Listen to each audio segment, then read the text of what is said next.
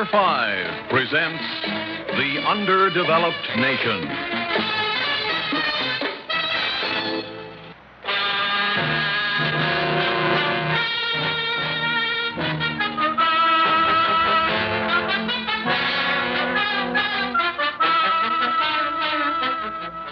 Dr. Balmo, I'll try to take as little of your time as possible, but this is all new to me. I've had very little to do with psychiatrists. That probably is all to the good, Colonel Taylor. Wouldn't you care to sit? Oh, thank you. I'd rather pace. Or is sitting standard procedure? I always try to fly by the book. You may pace if you wish, but please, relax. Well, how can I relax when I know that the entire Air Force and the Defense Department think I'm nutty as a fruitcake? Oh, excuse me, Doctor. I just slipped out. Now, no one thinks you're as nutty as a fruitcake. Doctor, you're one of America's leading psychiatrists. Well, even I've heard of you. Now, would they call you in if they didn't think I was off my rocker? Colonel Taylor, when one is entrusted with the kind of missions that you are, the Air Force must be cautious. But please, tell me your story. You won't believe it any more than they did. Perhaps not, but... Well, I don't care, because, blast it, I'm sticking to it. I'm not crazy, and they weren't hallucinations. Please, Colonel, go on with your story. Very well, Doctor. Here goes. Several weeks ago, I was flying a solo reconnaissance mission over the Caribbean. Can't go into details, classified. I fully understand, Colonel. My mission was successful. Everything according to plan. An A-OK milk run. When suddenly, my generators misfunctioned, and all my instruments went dead. Bad show. To make things worse, I hit unexpected turbulence, and my craft was caught in a severe updraft. I did my best to fight the nose down, but I lost control. I stalled, flamed out, went into a spin, couldn't eject. This was it. However, just before losing consciousness, I looked down. I suppose it was down. Had no real knowledge of the craft's attitude.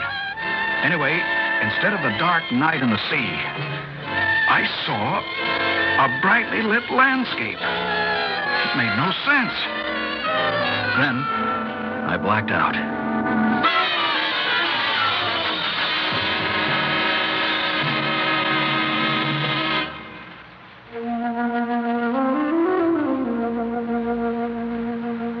When I regained consciousness, I found myself lying in a large field of bright yellow flowers. Really, I'd never seen anything like it. My plane was nearby, totally demolished. I wasn't dead. I was alive. I found that I still had my transistorized recorder strapped to me and decided to take oral notes of my situation. Testing. 1, 2, 3, testing. Seems to work. Colonel Frank Taylor, United States Air Force, Operation Overbear. Official report. Lost control of craft approximately 2,300 hours. Made successful crash landing somewhere. Not certain of territory. Do not recognize landmarks. Seems to be a small native village nearby. Could be Cuba. Hope to Hades it's not. Oh, brother, what Fidel could make of this. Hey, what's that? At approximately 2,330 minutes, spotted first natives coming from village. Strange looking. Some sort of pygmies. None over 3 feet high. Pygmies? We've never been briefed to expect pygmy types. How do they expect the Alliance for Progress ever to work when the Defense Department gives such sloppy briefing? Well, the little fellow seemed friendly enough.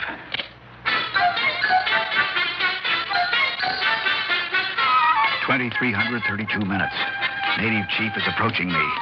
We welcome you most heartily and hastily and gratefully. We're happy that you fell down from the sky. They're definitely not Castroites. Thank you, sir. Tell me, where am I? I'll be delighted to tell you where you are. But first, I must confer with my counsel.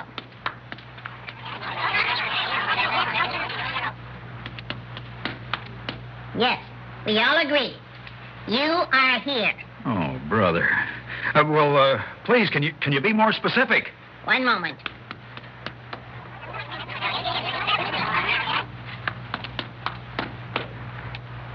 Yes.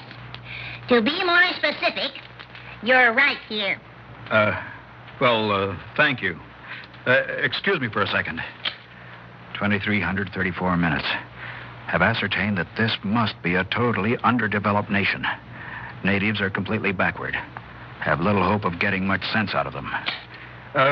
Tell me, sir, who are you? Why, I'm me, the mayor. The mayor of what? Oh, no, not what. This. I see. Well, tell me, is the American consul nearby? It's most important that I see him. Who? Or is it what? The American consul. USA. Yankee, you know? One moment.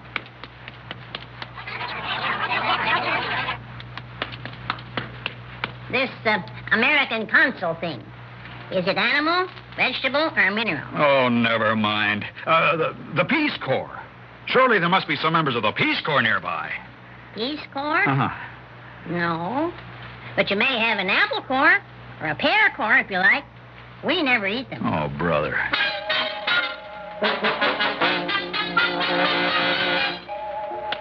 $2,425 minutes. I'm walking along the only available roadway. It's a twisting, ridiculous thing, poorly maintained. The cobblestones which form it are yellowing with age. Such conditions must be the result of graft and political corruption, which I suppose is the norm for these underdeveloped nations. What do they spend our money on, anyway? Felt it wise to leave Pygmy Village.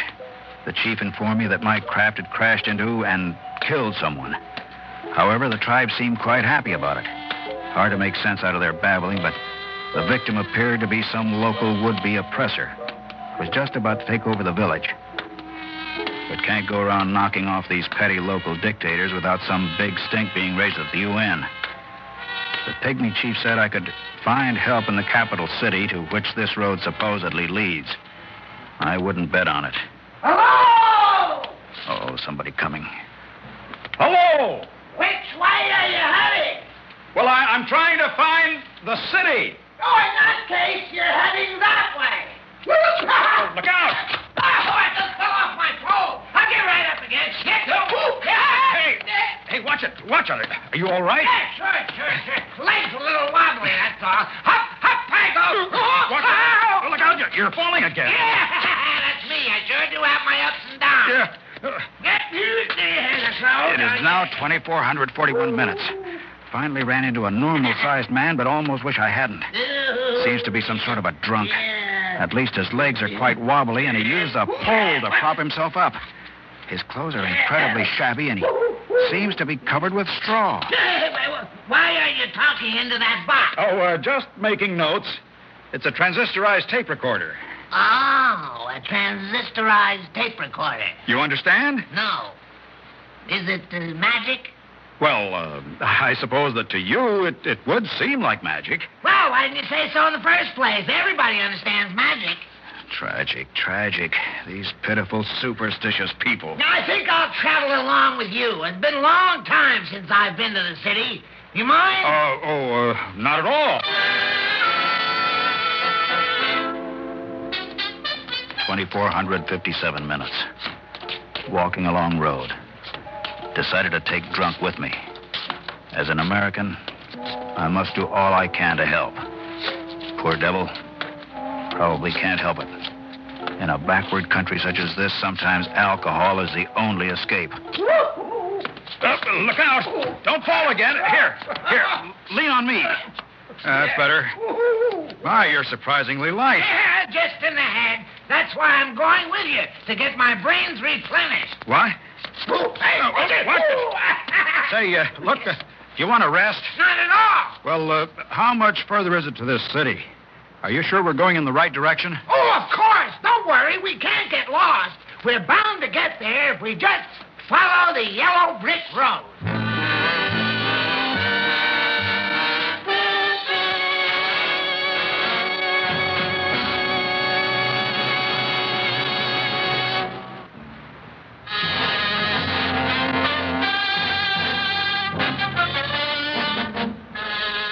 Well, Doctor, do you want me to continue? But of course not. Usually, by the time I've gotten this far, I'm considered hopelessly insane. My mind is still completely open. Do go on with your story. Very well.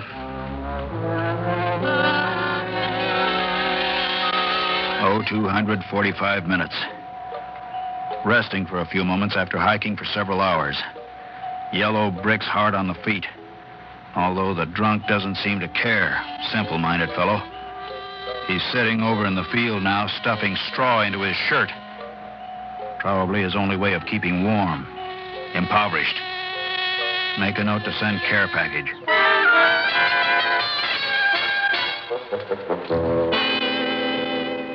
Do you want a drink of water? What? Do you want a drink of water? Here's a stream. No, thank you. I never touch the stuff. Thought as much. Well, I'm thirsty. Hey, what's this? Some kind of an oil can. Huh? Good heavens.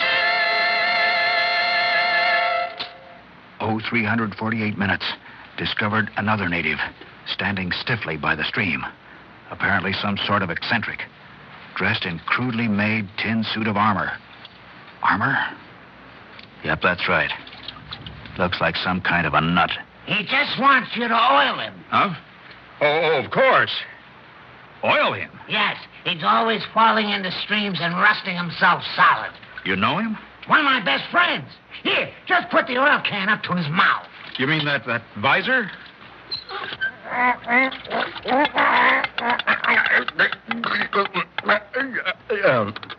What? That's much better. Thank you. Thank you so much. My good man, why do you go around dressed like that? Oh, yeah, that's right. You probably have to make do with what you can find, huh? Well, yes. We're going to the city. Oh, may I join you? You see, I want to get my heart adjusted. My dear fellow, do you need a doctor? Huh? Doctor? What's that? Boy, I hope this recorder is working. Something must be done to better conditions here immediately. If ever a nation was ripe for communist infiltration, this is it.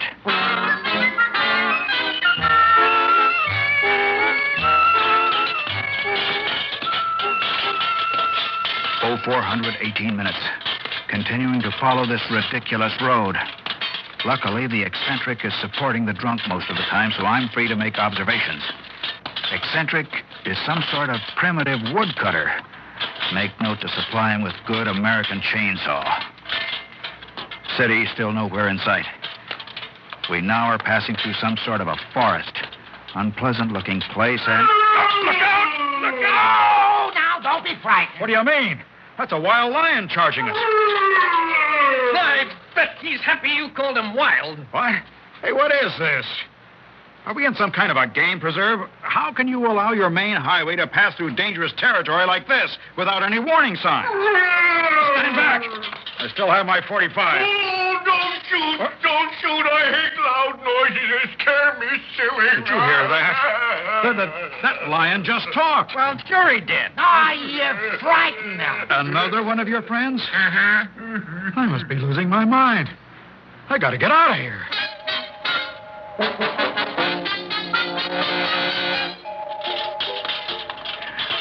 Oh, 532 minutes. All four of us continuing along road. Lion proved to be some native in masquerade costume. Probably carnival time or something.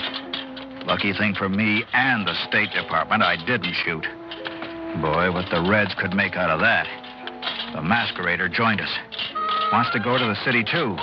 And get this, to get his courage polished up. Superstition still runs amok in these underdeveloped nations. Evidently, totems still mean a great deal to natives. Oh, 752 minutes. Finally at the city. And what a place it is. Impossible to describe. A huge place. Surprising architecture. Something like the New York World's Fair. But so ostentatious. To think what passes for beauty in these backward countries. Buildings seem to be plastered with millions of green taillight reflectors. So that's how they spend the foreign aid money we send them. On taillight reflectors. Oh, no. They're emeralds. Don't be ridiculous. There aren't that many emeralds in the world. That's impossible. It's got to be. Think what it would do to the world's balance of wealth and rates of exchange if they were real.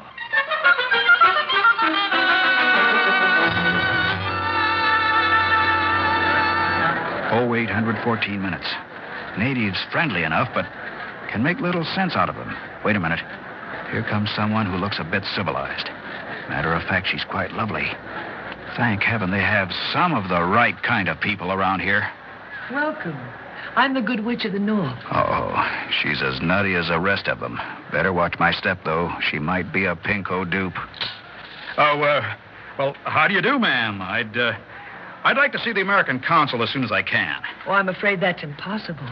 You see, the American consul returned to Kansas with her little dog years ago. We had a woman down here? Well, how do you like that? Well, might I see the governor or the mayor or whatever you call him, the boss man, savvy? Oh, he's also gone. He left shortly before the American ambassadress. By balloon. Balloon? You mean you still use lighter-than-air craft? Yeah, well, tell me, is there a landing strip nearby? Look, I'll make it worth your while. I'll see that Washington send down some more foreign aid. Oh, thank you. But we don't need aid. You do. Huh? Oh, those Reds have you so brainwashed you won't even accept our money anymore, huh? I beg your pardon? Look, lady, I've got to get back to stateside. Well, that's very simple. Here, take this silver slipper and hold it in your hand. Then just dream of where you want to go, and you'll be transported there. Lady, I don't dream. I navigate. Call it what you will. Please, take the slipper. Oh, very well. Anything to make you happy. Now close your eyes and repeat your destination over and over again. Fort Anderson Air Force Base. Fort Anderson Air Force Base. Fort Anderson Air Force Base.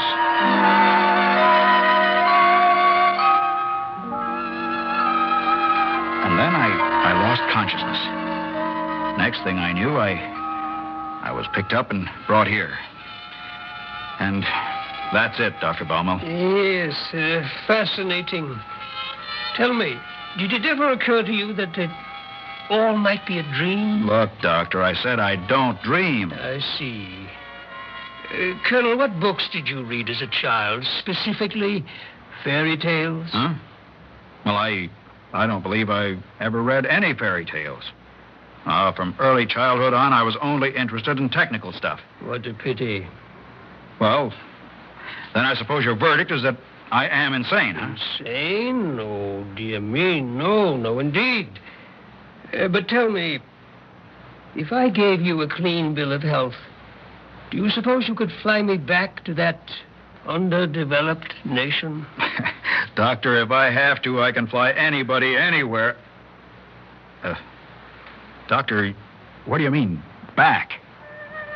You see, I could never find my way, and it's been so long since I left.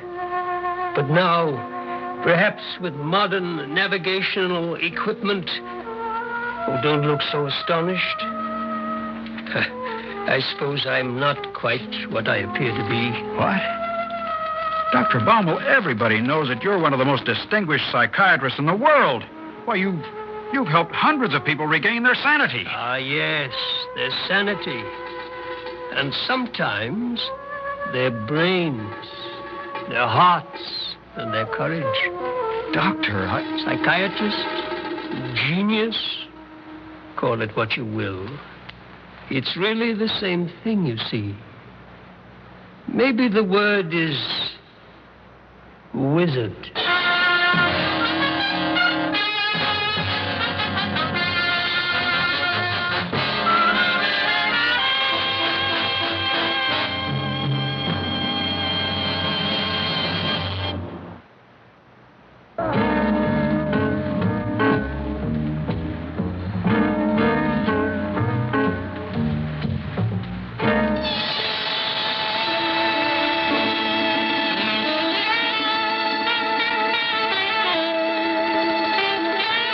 Theater 5 has presented Underdeveloped Nation, written by Romeo Muller, produced and directed by Ted Bell.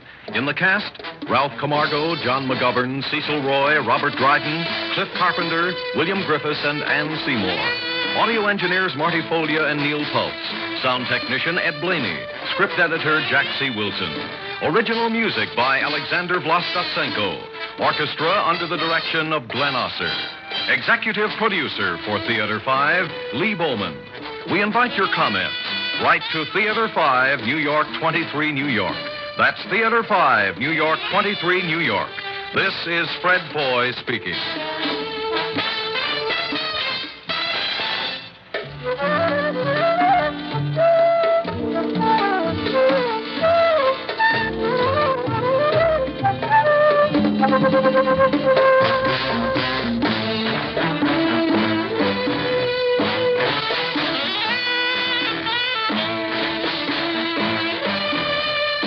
KGO Theater 5 continues after late news.